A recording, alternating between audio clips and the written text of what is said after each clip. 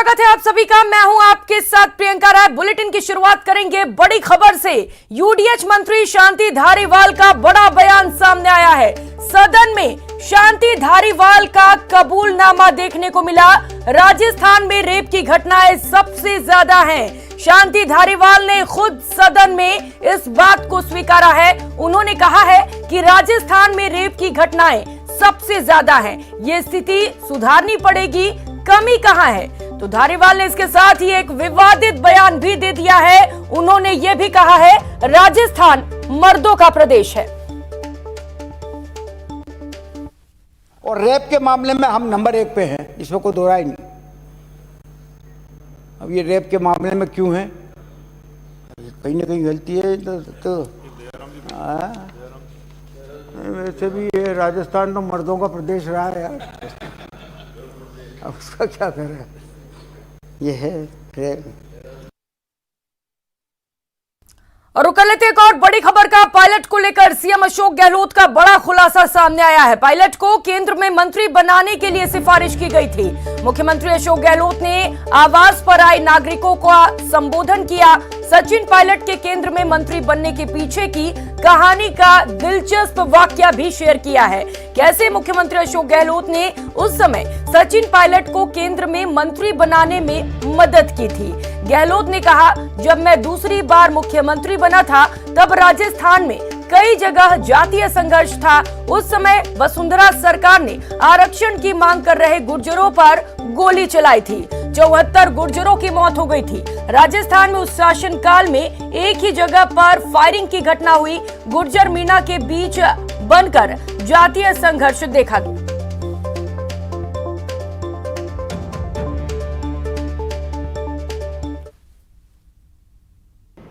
तो कह रहे मैंने 4 लोगों को मैं रिकमेंड किया।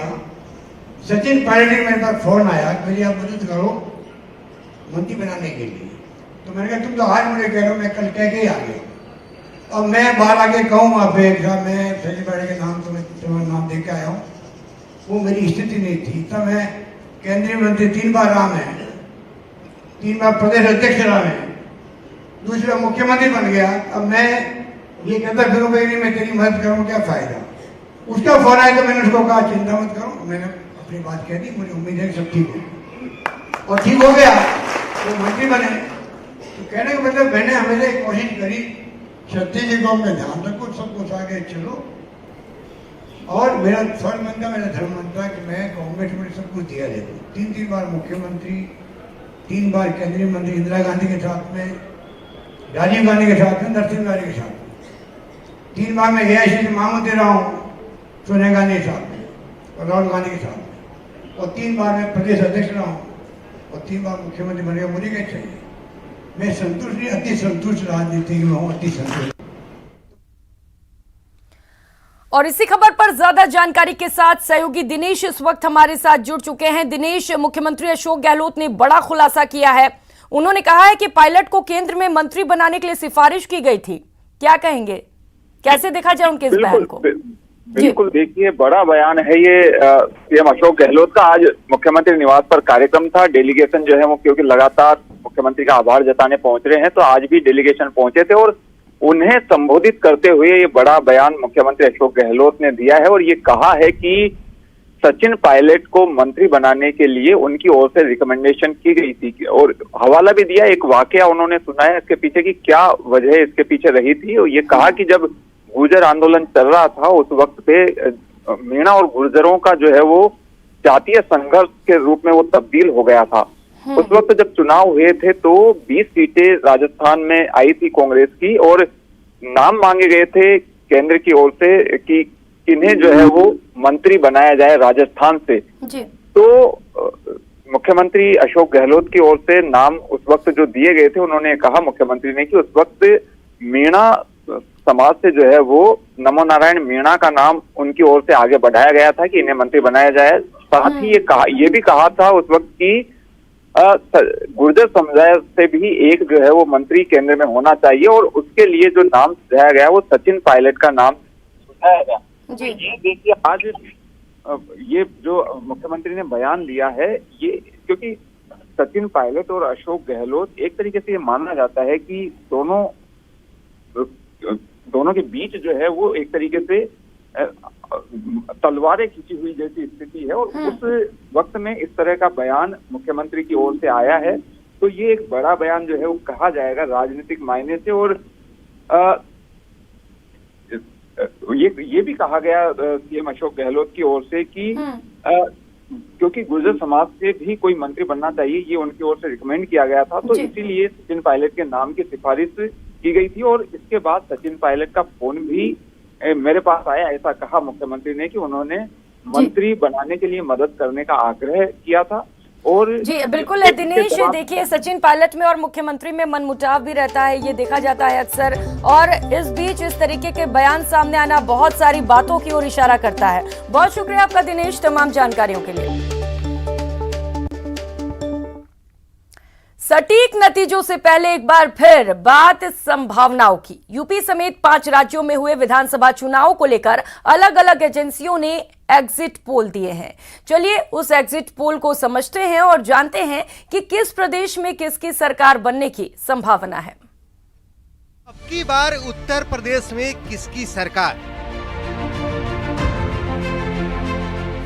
मणिपुर, उत्तराखंड, गोवा में बचेगी सरकार।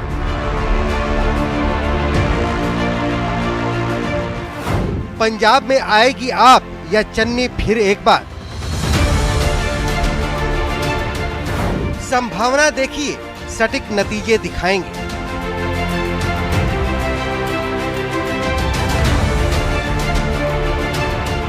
करीब महीने भर तक चले मतदान के बाद अब बारी है नतीजों की। सूरज निकलने के साथ ही संभावनाओं का खेल खत्म हो जाएगा और नतीजों का बोलबाला होगा। किसकी बनेगी सरकार, बस थोड़ा और इंतजार। गिनती होगी और तय हो जाएगा कि जनादेश किसके साथ है। उससे पहले संभावनाओं को टटोलते हैं और जानते हैं कि फिलहाल किस राज्य में किसकी सरकार बनती दिख रही है। सबसे पहले बात उत्तर प्रदेश के एग्जिट पोल की। इंडिया टुडे एक्सिस के एग्जिट पोल के मुताबिक यूपी में बीजेपी को 288 से 326 सीटें, समाजवादी पार्टी को 71 से 101 सीटें, बीएसपी को 3 से 9 सीटें, जबकि कांग्रेस को 1 से 3 सीटें, जबकि अन्य को 2 से 3 सीटें मिलने का अनुमान जाहिर किया गया है। वहीं एबीपी सी वोटर के सर्वे में बीजेपी को 228 से 244 सीटें, समाजवादी पार्टी को 132 से 148 सीटें, बीएसपी को 13 से 21 सीटें, कांग्रेस को 4 से 8 सीटें, जबकि अन्य को 2 से 6 सीटें मिलने की उम्मीद जताई गई है। टाइम्स नाउ वेटो के एग्जिट पोल में बीजेपी को 225, समाजवादी पार्टी गठबंधन को 151, बीएसपी को 14, कांग्रेस को 9 और अन्य पार्टियों को 4 सीटें मिलने का अनुमान जताया गया है। जबकि न्यूज 18 पी मार्क के एग्जिट पोल में बीजेपी को 240, समाजवादी पार्टी को 140, बीएसपी को 17, कांग्रेस को 5, जबकि अन्य को 4 सीटें मिलने का अनुमान जाहिर किया गया है। बता दें कि यूपी में विधानसभा की 403 सीटें हैं, जिसमें साल 2017 में बीजेपी ने 312 और सहयोगियों के साथ मिलाकर 325 सीटें हासिल की थी। उत्तर प्रदेश के बाद अब बात पंजाब की, जहां आपको बहुमत मिलने के प्रबल आसार हैं। इंडिया टुडे एक्सिस के मुताबिक आम आदमी पार्टी को 76 से 90 सीटें, कांग्रेस को 19 से 31 सीटें, बीजेपी को 1 से 4 सीटें, अकाली दल को 7 से 11 सीटें, जबकि अन्य को 0 से 2 सीटें मिलने का अनुमान है। वहीं एबीपी न्यूज सी वोटर के मुताबिक पंजाब में आम आदमी पार्टी को 51 से 61, कांग्रेस को 22 से 28, बीजेपी को 7 से 13, अकाली दल को 20 से 26 सीटें मिलने का अनुमान है। जबकि रिपब्लिक टीवी और पी मार्क के मुताबिक आम आदमी पार्टी को 62 से 70 सीटें, कांग्रेस को 23 से 31 सीटें, शिरोमणि अकाली दल को 16 से 24 सीटें, अन्य दल को 1 से 3 सीटें मिलने का अनुमान है। बता दें कि पंजाब में कुल 117 सीटें हैं और बहुमत के लिए 59 सीटें जरूरी हैं। साल 2017 में कांग्रेस को 77 सीटें मिली थी। पंजाब के बाद बात उत्तराखंड की, जहां कांग्रेस और बीजेपी के बीच कड़ा मुकाबला है। इंडिया टुडे एक्सिस माई के मुताबिक बीजेपी को 36 से 46 और कांग्रेस को 20 से 30, जबकि अन्य दलों को 2 से 5 सीटें मिलने का अनुमान है। वहीं एबीपी सी वोटर्स के एग्जिट पोल के मुताबिक उत्तराखंड में कांग्रेस को 32 से 38 सीटें और भारतीय जनता पार्टी को 26 से 32 सीटें मिल सकती हैं। अन्य के खाते में 3 से 7 सीटें जा सकती हैं। बता दें कि उत्तराखंड में 70 सीटें हैं। साल 2017 के चुनाव में उत्तराखंड में बीजेपी ने बहुमत हासिल किया था। अब बात गोवा की, वहां भी कांग्रेस और बीजेपी के बीच कड़ी टक्कर का अनुमान जाहिर किया गया है।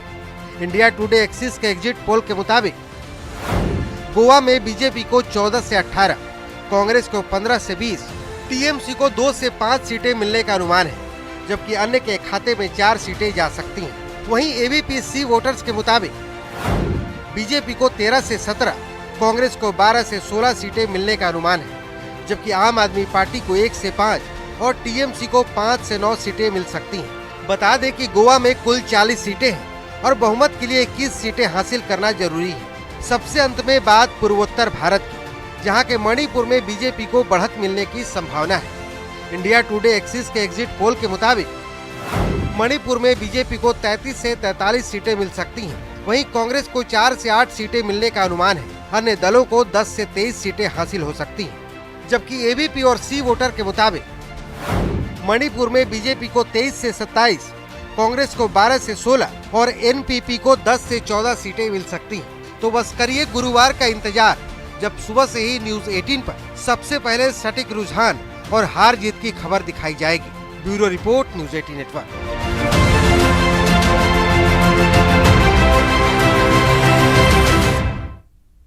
तो देश के 5 राज्यों में विधानसभा चुनाव के नतीजों का इंतजार पार्टियां दिल थाम कर रही हैं।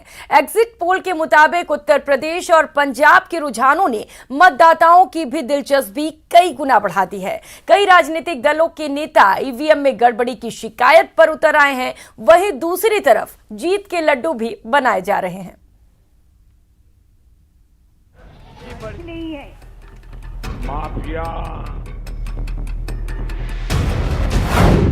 उत्तर प्रदेश विधानसभा चुनाव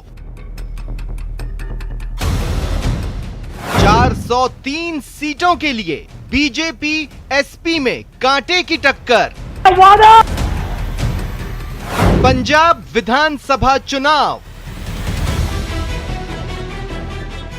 117 सीटों पर कांग्रेस बीजेपी आप एसएडी में टक्कर।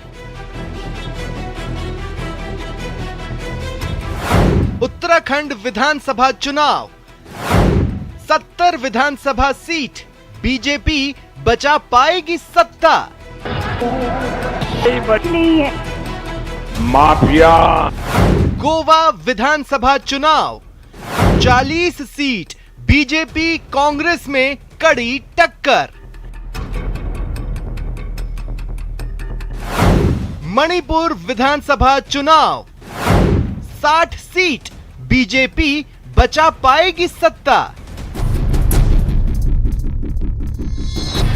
उत्तर प्रदेश, उत्तराखंड, पंजाब, गोवा और मणिपुर विधानसभा चुनाव का एग्जिट पोल और सत्ता के दावे अब पुरानी बात है। अब तो नतीजों का इंतजार धड़कनें बढ़ा रहा है।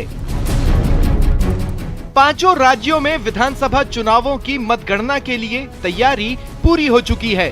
साथ ही मिठाई की दुकानों पर सियासी दलों की ओर से बड़े ऑर्डर भी दिए गए हैं। बड़ी संख्या में कारीगर बूंदी के लड्डू तैयार करने में जुटे हैं।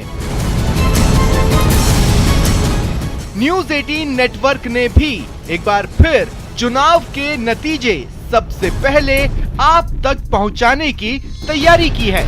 इसके लिए खास तौर पर रिजल्ट अपडेट टीम तैनात की गई है, जो पल पल की अपडेट आप तक पहुंचाएगी। Bureau report, news 18 network. उधर प्रधानमंत्री नरेंद्र मोदी कोविड-19 स्थिति और सार्वजनिक स्वास्थ्य प्रतिक्रिया की समीक्षा के लिए एक बैठक की और मौजूदा हालात पर आला अधिकारियों संग चर्चा की।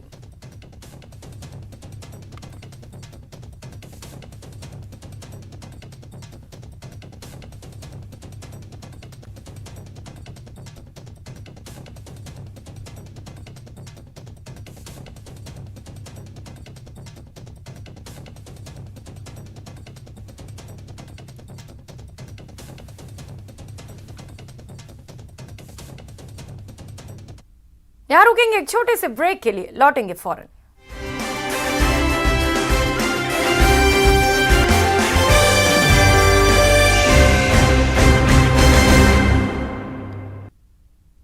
ब्रेक के बाद आप सभी का स्वागत है। खबरों में आगे बढ़ेंगे। आमजन को बेहतर स्वास्थ्य सुविधा मिले, इसके लिए सीएम गहलोत का हेल्थ सेक्टर पर विशेष फोकस रहा है।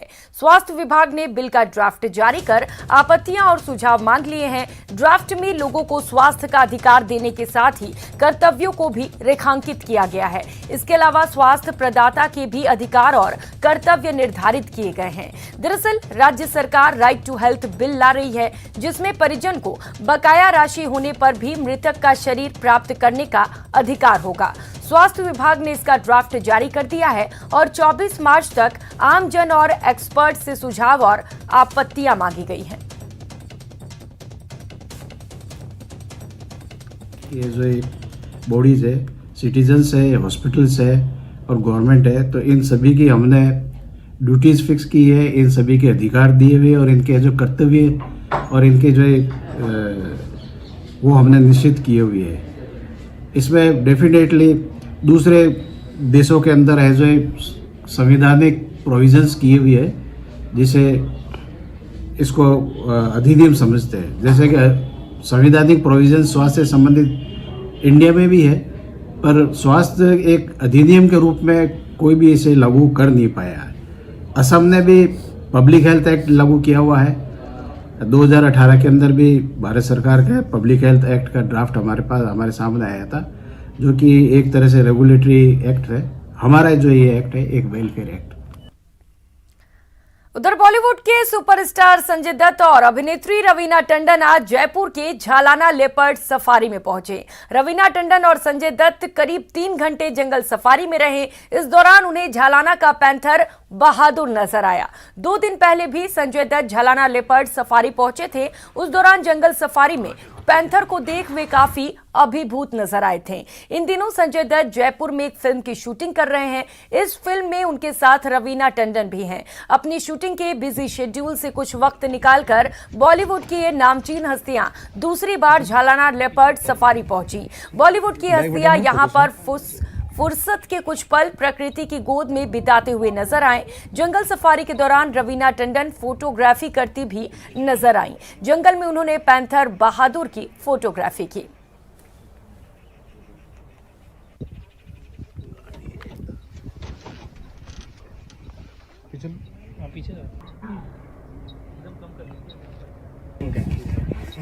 बैक बटन में फोकस हो।